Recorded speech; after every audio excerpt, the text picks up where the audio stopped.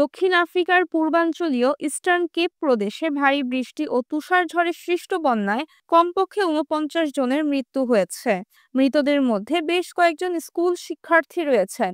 বুধবার ১১ জুন রাতে এক প্রতিবেদনে এই তথ্য জানিয়েছে ব্রিটিশ সংবাদ মাধ্যম বিবিসি। ইস্টার্ন কেপ প্রদেশের মুখ্যমন্ত্রী অস্কার মাবুয়ানে বলেছেন, ঘন্টায় ঘন্টায় মৃতের সংখ্যা বাড়ছে, পরিস্থিতি খুবই ভয়াবহ।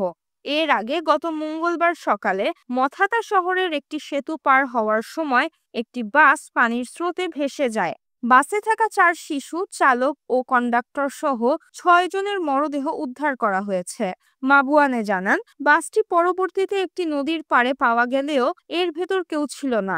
এখনো ৪ শিশুর খোঁজে উদ্ধার অভিযান চলছে। স্থানীয় এক কর্মকর্তা টিভি চ্যানেল নিউজরুম আফ্রিকাকে জানান, বাস চালক সহ ৮ জনের মরদেহ পাওয়া গেছে। দক্ষিণ আফ্রিকার রাষ্ট্রীয় সম্প্রচার সংস্থা এসএবিসি জানিয়েছে, ৩ শিশু জীবিত উদ্ধার হয়েছে।